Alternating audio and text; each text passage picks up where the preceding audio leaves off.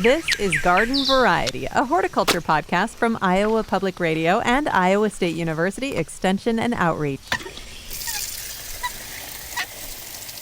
I'm Charity Nebby. Our relationship with fruit trees is a little different than our relationship with other trees. With fruit trees, we have expectations and needs and tools and techniques to get the job done. Today, we'll find out how and why to prune our fruit trees, vines, and bushes. Suzanne Slack is a fruit production specialist and assistant professor of horticulture at Iowa State University. She is here to be our guide. Suzanne, thank you so much for being here. And I think we should start with timing. Throughout the spring, we have these beautiful days where we want to go out and do stuff. What should we know about when it's time to prune? Yeah, this is a question I get quite a lot. I think a lot of people are antsy to get out and prune their trees. Typically, we want to wait until not the last possible moment, but towards the, now is a good time to start. Trees, whenever you start making pruning cuts on them, they can actually disrupt their dormancy and make them less winter hardy. So if you prune on them too fast or too early, they could actually start waking up a little too early in the spring, and then we get a frost and you lose all your fruit. Okay, so when we have a beautiful day like we had yesterday, that doesn't mean it's time to go out and prune. How do we know it is time to go out and prune? Yeah, so rule of thumb is I typically think Valentine's Day, start pruning on apples and cherries. Then getting into March, you want to start thinking about your other stone fruit like your peaches. And I typically, very last minute, prune my grapes. Grapes are a little more sensitive than the fruit trees for pruning, and typically you want to wait till the last minute because they'll start to wake up pretty fast. And how often do we prune these trees and other fruit production growth? Yeah, so apples, I like pruning, a big pruning in about February, late February, early March, mid-March. And then I do a second pruning usually in August, like just getting rid of anything that's like really egregiously grown, like if I have any suckers that are like 2 feet tall, really thick, tree like that. For grapes, we typically do a double pruning. So grapes are a little bit more intricate, but you do initial pruning, and then you can figure out how many buds you should leave based on how much you pruned off, and you do a second pruning. Okay, but we're doing this annually and sometimes twice annually. Yes. Okay, so what is the purpose of pruning so often when we look at our fruit trees and other vines and bushes? That is an excellent question. So pruning trees, if they had the chance, most apple trees, they would make a lot of fruit one year, and then the next year they would make zero fruit and just focus on making a bunch of wood. And if we're trying to grow fruit trees that we want to eat, that's not really great, right? We want apples every year. So whenever we prune, we're trying to maintain that balance between vegetative tissue and reproductive tissue and kind of tricking the trees into making fruit every year. Sometimes that pruning doesn't look very pretty. So whenever you were thinking about pruning for fruit, we're actually making certain cuts, like heading cuts. We're trying to get a little bit more of these weak branches. And sometimes the trees don't look as aesthetically pleasing as maybe one that was pruned just to be pretty, if that makes sense. Yeah, well, we have some guides. Oops. Okay, I was just going to say, when we talk about pruning shade trees, we are pruning for strength, but we're also pruning for aesthetics. We need to set those aesthetics aside when we're making plans with our fruit trees, is what you're telling me. Yeah, you can. You're just not going to have as much fruit. Okay, so when you are, you do have guides, but when you're looking at your fruit tree, you're planning your cuts, what are the top priorities? The top priority is making sure you cut out the 3 Ds, so dead, diseased, or damaged. So anything that's been hurt the previous year, so if you had too much fruit on a branch and it broke, making sure you cut that cleaned up. If you had any diseased tissue or disease shoots like fire blight or a canker fungi show up, get that out. And then anything that's had been dead from that or like anything like that, get cut out. All right. And so you have to know your trees pretty well. Do you mark things before they lose all of their leaves and go dormant, or do you just remember? I'm crazy and remember, but I think that if you had some flagging tape or something to mark like trees or limbs that you wanted to remove in the fall, that's a great way to go. Okay. All right. And then when you are actually out there making the cuts, give me some best practices. Yeah, you want to always prune into a live tissue. So if you're cutting out anything that's dead or dying, you want to make your cut at least like 4 to 6 inches below that. So it's best to cut into tissue that's still alive because usually whatever has been killing that branch, whether that's a fungi or bacteria, it's actually already in the living tissue a little bit. So if you just cut it straight at where the dying tissue is, you're not going to get it out and you're going to have more disease next year. Okay.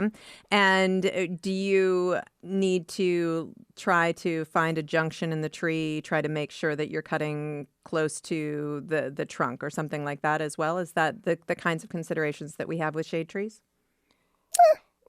You can. I think with fruit trees, typically the answer is it depends on where. So if you have a scaffold tree, if you have part of the scaffold that's damaged, you can cut the scaffold in half. You don't have to take the scaffold all the way out. So a scaffold's like the horizontal branches that come out that help support a lot of fruit production. So typically we try to cut back to a junction if possible. It helps the tree heal. Fruit trees are still trees.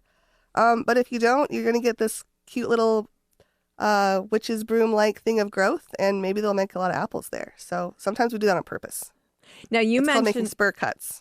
all right, and you mentioned disease, and Mhm. I know that fire blight is a common problem. Last year was a particularly bad year for fire blight. We don't want to spread disease amongst our trees when we're out there pruning. What do we need to do to make sure we're not a vector? Yeah, pruning wounds. Actually, whenever we do our studies on campus, we use pruning wounds to mimic this disease spread. So you can definitely spread diseases through there, like we do it for science. So I recommend anytime you cut into something suspicious, and when I say suspicious, it makes the textures weird when you're cutting into it. There's some browning on the inside, or it's dead, or it just the skin looks kind of weird, like something's weird with that cut you made. I always sanitize my clippers. We did a huge study. There was a bunch of studies that had been done. Most recently, one was actually from South Korea. And actually, like just any kind of Clorox wipes work really, really well. And you can just use some kind of like, it doesn't have to be Clorox, some kind of disinfectant wipe. You don't have to use bleach unless you want to. Okay, so and then how would you do that just to be careful, or would you just wait until you were suspicious of something? I err on the side of caution. If I cut into anything suspicious, especially since you can use Clorox wipes, it's not really that big of a deal to grab a wipe and just clean your pruners off. It used to be a lot more egregious where you had to dip them in bleach and then dry them off. But now that we know that we can do that, it's really not that big of a deal to clean them as you go. All right. And I know a lot of people are concerned about wounding a tree and making sure that they can help to heal that wound. Trees are self-healing. Is there something we need to do to encourage healing or to protect that wound? The best thing you can do is not prune too early for that. So the later in the season you prune, the tree is able to heal itself a little bit better. It starts to wake up a little bit more. It's able to heal itself right. There's a lot of people who historically have tarred trees, like use some kind of tar or some kind of sealing agent. We found that unless you make really large cuts, it doesn't really do anything. But even then, if it's like a really moist day, like it's wet or it's been wet and you make a cut and you seal it, sometimes that moisture can get stuck under there and you'll actually encourage fungal growth underneath the tar, if that makes sense. Yeah. So I mean, earlier we talked about timing.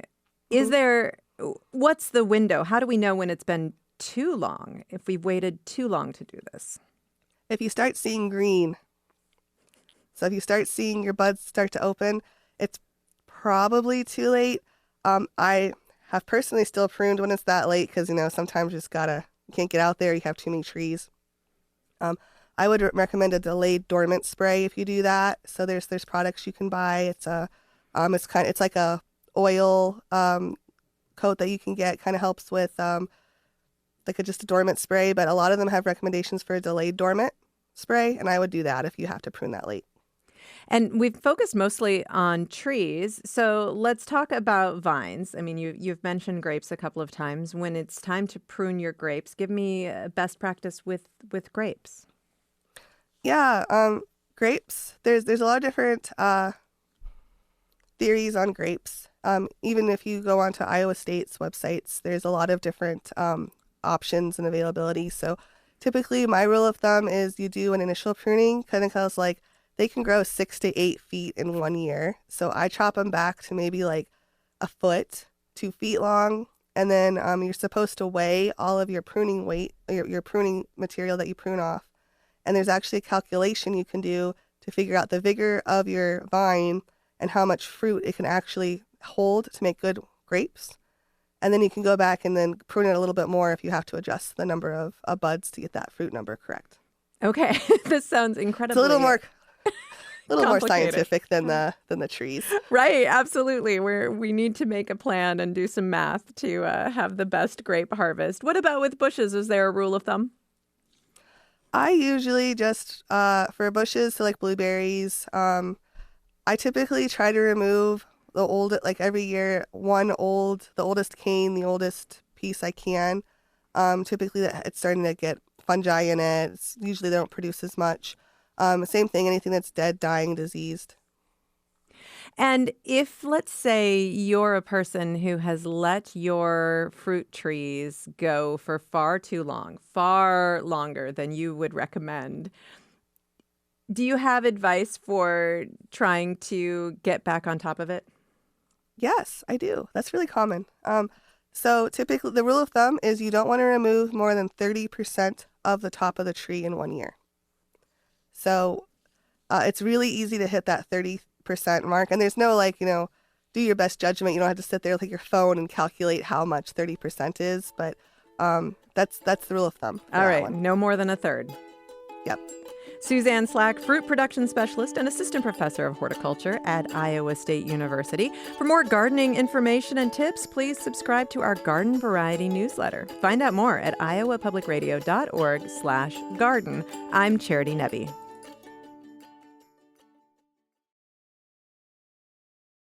Garden Variety is a production of Iowa Public Radio and Iowa State University Extension. It's produced by me, Erin Stile, Caitlin Troutman, and the Iowa Public Radio talk show team. For more garden goodness, please subscribe to our Garden Variety newsletter. Just go to iowapublicradio.org/garden. I'm Charity Nebbe. See you next time.